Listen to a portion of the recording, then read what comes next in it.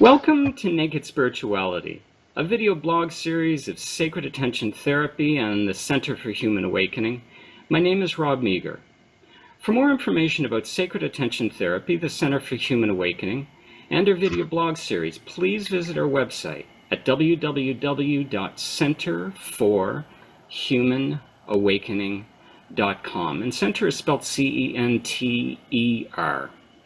These video blogs support one of the Center's core activities, which is collaboration and partnership with individuals, communities, and healing centers practicing personal growth and spiritual development.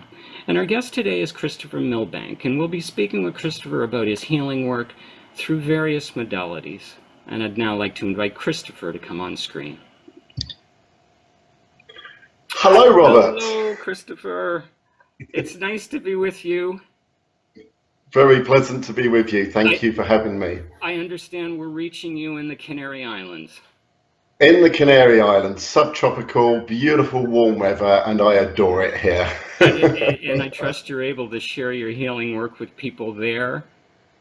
Absolutely, and also anywhere these days via Skype and internet. It's wonderful. From years ago, it was telephone and having an office for people to come along, and these days I can reach all the different continents. And certainly, one of your healing modalities that you speak about on your website, the remote healing. And we can get into that, is certainly reflective of this ability to use technology and other ways to reach out to people. But if one goes to your website, there's a very rich tapestry of healing modalities, and just only 5 that I noted are reflective repatterning, rapid release technique, remote healing, thought field therapy, and something I have not heard of before, harming to heal, H-A-R-R-M-I-N-G to heal. And there are others, but those 5 really popped out at me, and hopefully in the time we share today, we can look at each one of them briefly. But I wanted to ask overall, because there's such a variety, how would you describe yourself and the work you do to our listeners?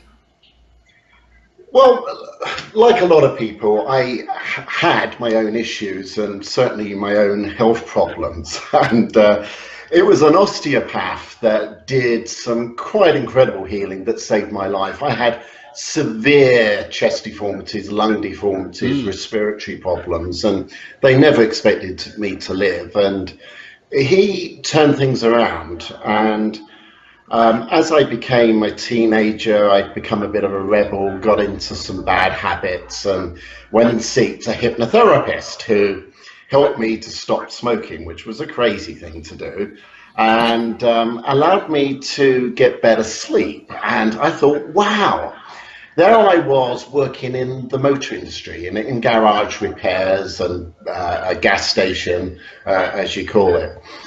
And I noticed that we had thousands of customers over each year, that so many would come in and say, "Hi, Chris," and I'd say, "Oh, how's your wife?" or "How's your son?" or "Oh, they're still going to the doctor, the same issues." And I was thinking,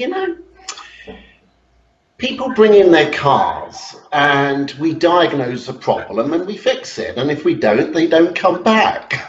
But they go to their doctor or their therapist again and again and again and just don't seem to be getting the help. And okay, a human being is a more complex issue than perhaps a vehicle, but then so much has been spent here. What's going on? So I did a part-time study. I did hypnotherapy, an 8-week course, and then I did a 4-year course in hypnotherapy, advanced hypnotherapy, counseling, and psychology. And I was beginning to help people, but it just wasn't quite as good as it should be in my book. So I heard about thought field therapy. It was by now I bought the college that I went to train in, and we were teaching BTECs and City and Guilds. These are kind of UK and European government awards for qualifications. So we'd had educational qualifications for these courses. And I was tied up with another college in Ireland, and they had done some thought field therapy, which is tapping acupuncture points. Some of you may have heard of it.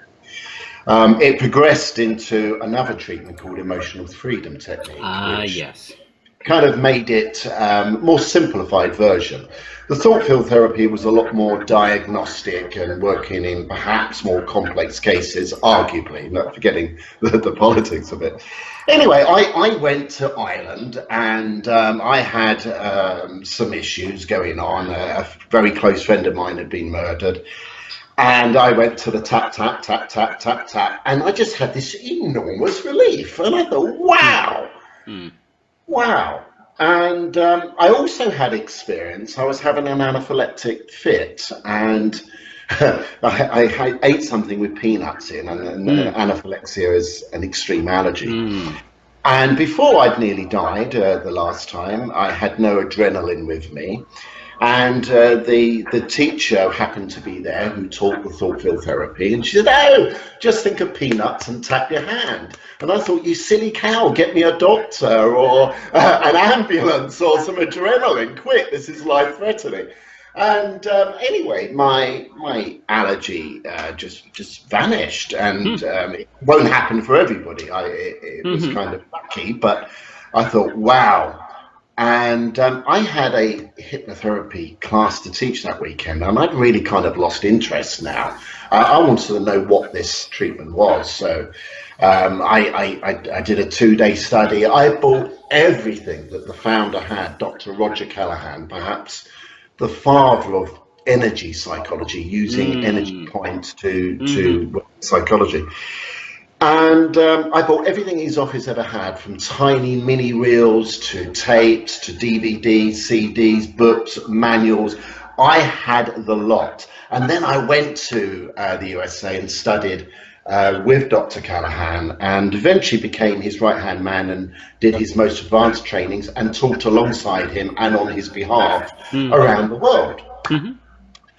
And I was, now on a roll, and I was learning everything, neuro-linguistic programming, which I kind of loved. It's just software for the mind, similar to hypnosis, but more in a waking state. Yes. And I was studying bodywork. I realized that body was so important to psychology, the physical body, from Moshe Feldenkrais to all sorts of bowing and breathing. And when I research, it's a good 20 hours a day. I really boom, and not much sleep. And things evolved, and I was learning the tappers acupressure technique, which uses all 14 meridian lines, which are the lines that acupuncture points run along.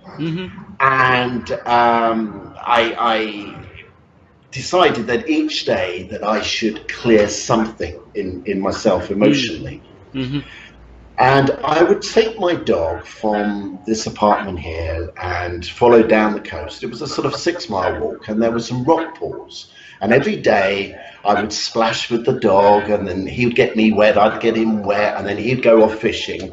And I would sit there and I would say, right, what should I heal in me today, and allow something to come up? And my voice said, love. You hate love. And I thought, oh, this is extraordinary. There I've been helping people all around the world with some enormous success. Not always. We're always learning. And I had this thing about I hate love, and I'd never really thought of that. Now, I was using the tapper's acupressure hold. It's a hold like this that joins the meridians and the visual center of the brain and the pituitary gland. And so I just repeated, I hate love, I hate love. And it was almost just so intense. I felt that my brain was expanding and ready to explode, and then bush, it just all calmed down, and I didn't even dare open my eyes. I thought my brain had burst.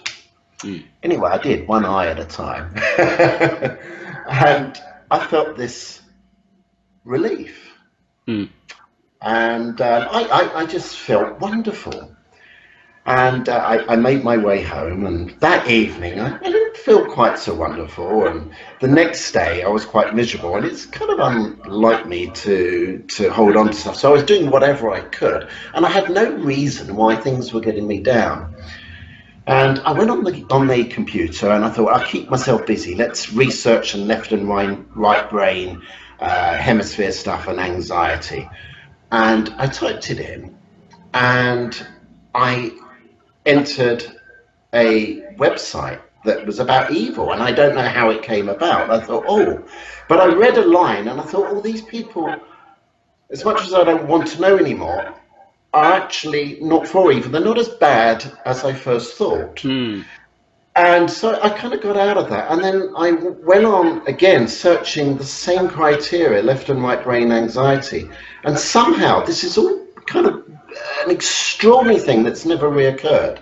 I came onto a religious site, and they were very strong on certain views, and I thought, they're a little bit harsh. Perhaps they're not as nice as I first thought. And I stopped. So I turned the television on, which is something I don't normally do much of, and a news channel came on that I'd never seen before. And it was promoting a documentary on the power of darkness that the European Space Agency was investigating, 200 million euros. I thought, darkness, there I am in the healing world, and it's about light.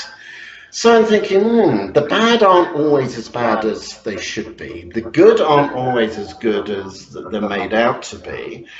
There's the power of darkness and the power of light, and then sort of the yin and the yang came in, and I thought, I need to work on the opposite. I did my hatred of love. I now need to heal my resistance to loving love.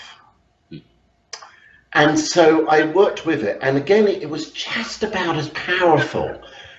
I cleared my resistance to loving something that perhaps I couldn't fully love because previously I'd hated it or disliked it. I didn't even consciously know how much I hated it.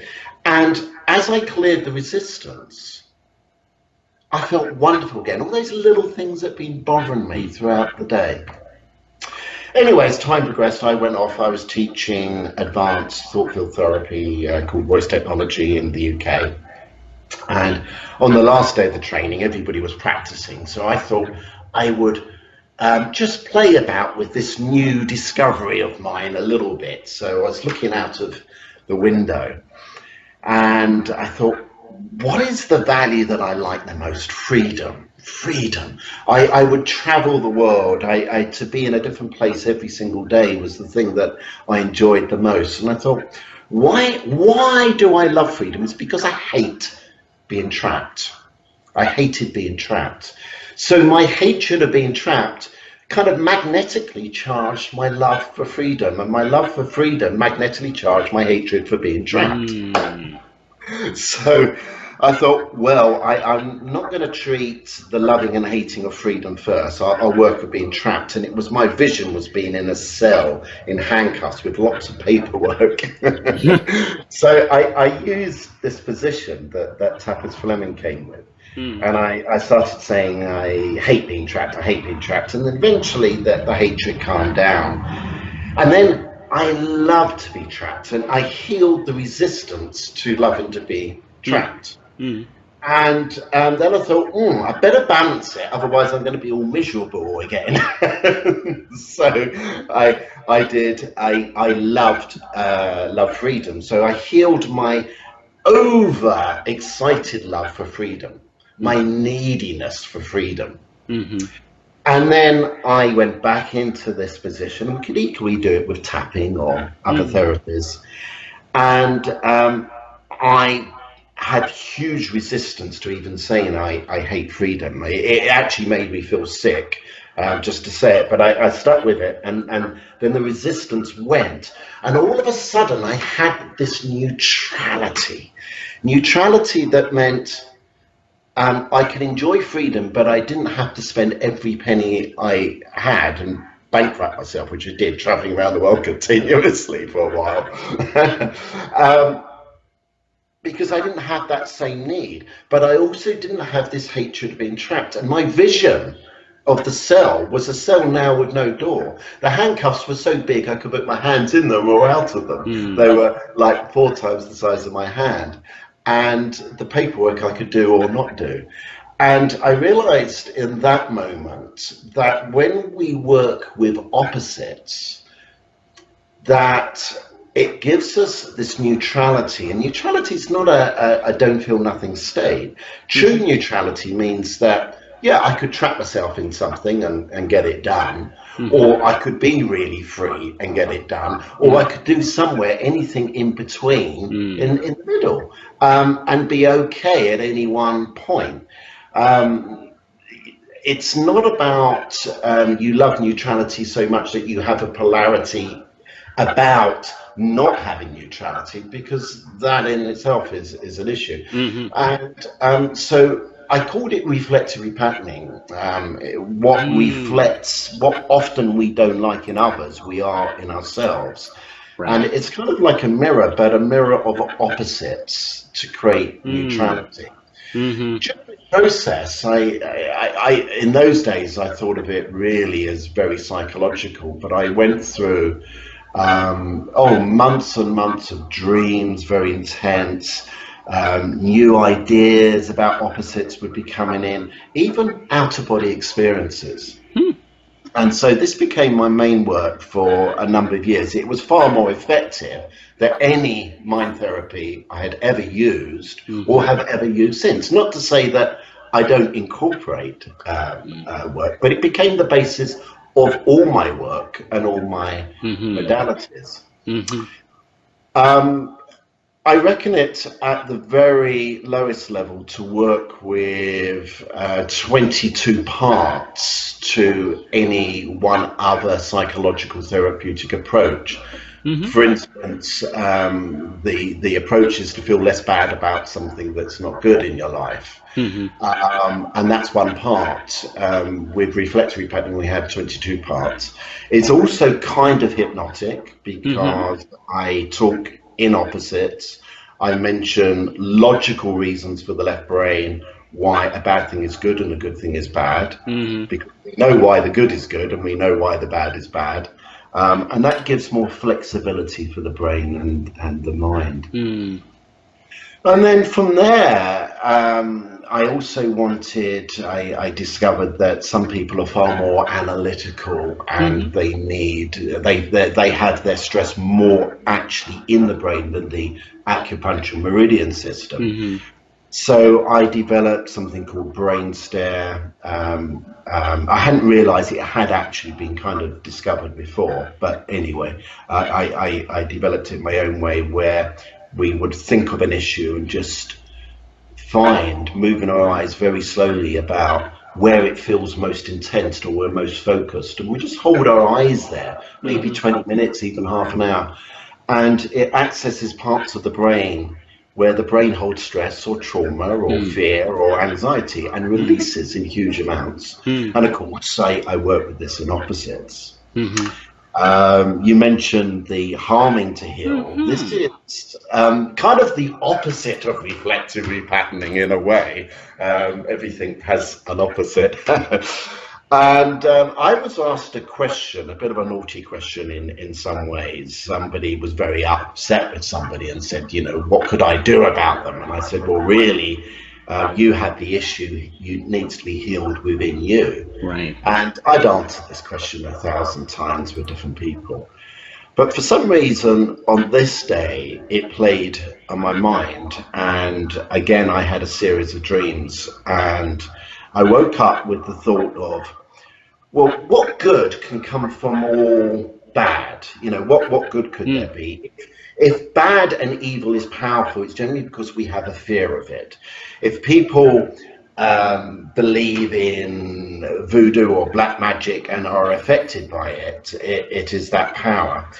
What if we could use that power to raise people's worst fears and nightmares, which maybe they're unconscious of or aware of, and then immediately use that energy, and an energy, imagine like a waveform, and bring in the opposite and neutralize it. So Harming to Heal is about surfacing people's sort of deepest fears and anxieties, and then bringing an opposite energy to heal it. So we raise a lot of negative energy so they can feel it and then immediately invert it. We have to be very careful with the process. Everybody is thoroughly trained with it. And the effect is incredibly powerful. Not my most used, but very, very powerful. And it's the learning from it is good, because the principle of it is who or what we think of is how we connect. It's like we think of it as like a highway or a pathway to that person or that thing or that event.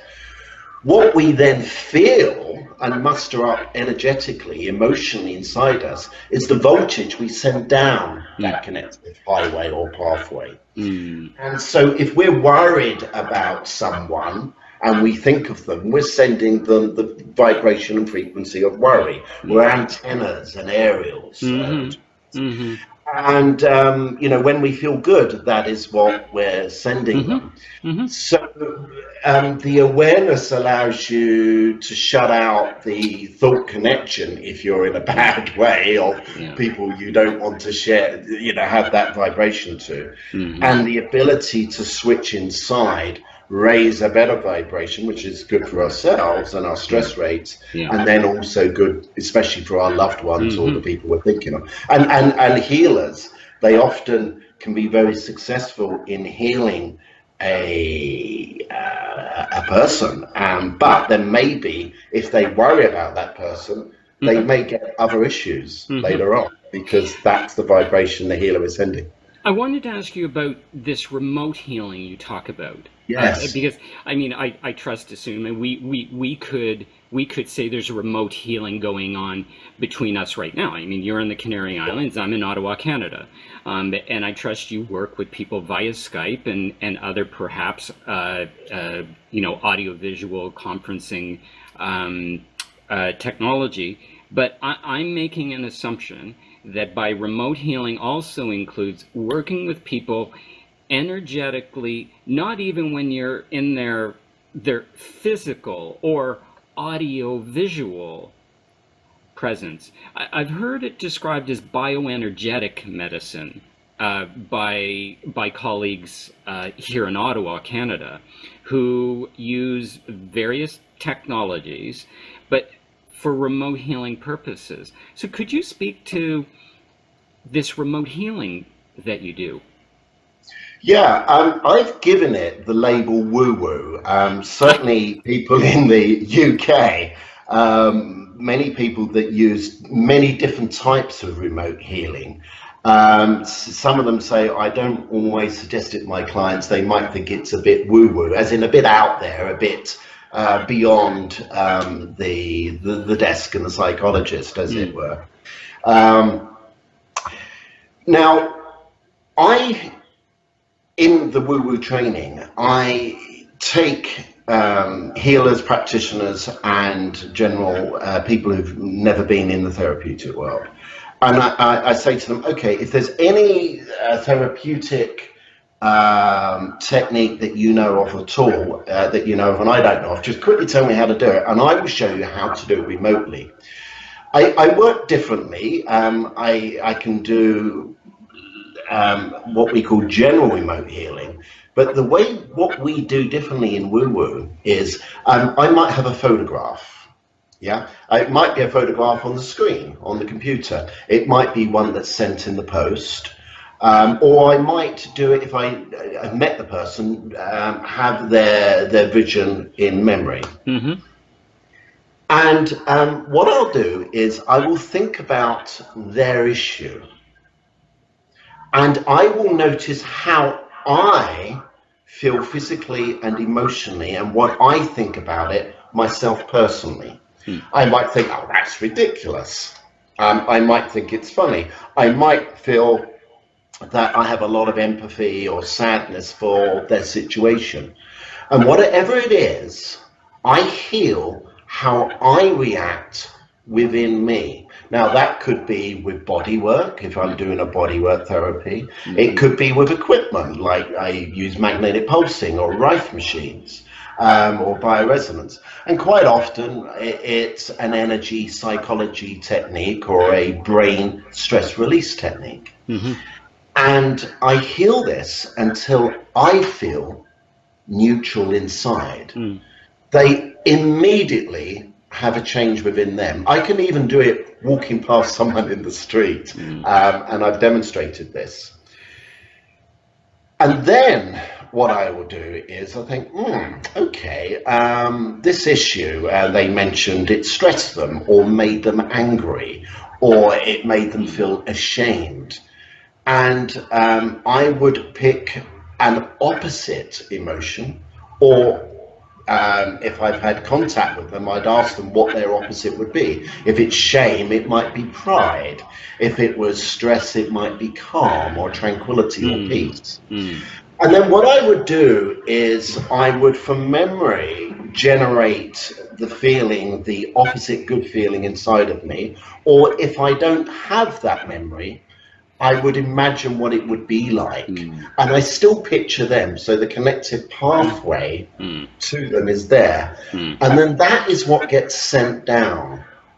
And so we can use detoxification. I use metal detoxification, supplements, viral killers like colloidal silver, or oxygenating therapies.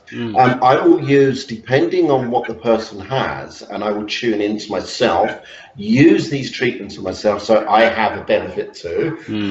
And as my vibration, as first of all I get a neutrality, and then my vibration to their issue rises, their change is there. Their change almost happens before the change happens in myself, and we can observe this in the classroom. In the classroom I demonstrate it with the person I'm working with. We're back to back, even different rooms or a different corridor, but it can be done as far away as wherever. I've never worked with somebody on the moon before, but certainly in different continents, and Australia is a long way from here, and in the US, even somebody in Canada not that long ago, in Kenya recently, Gambia, worked with somebody. It doesn't matter where they are. And it's an enormous success rate. It's not necessarily always the first way to work, but often, you might be doing a treatment on somebody and they say, oh, this is great. I wish you could help my sister or my son or daughter or my wife, but they wouldn't want these treatments. And I say, well, if you've got a photograph, we could at least get the process started.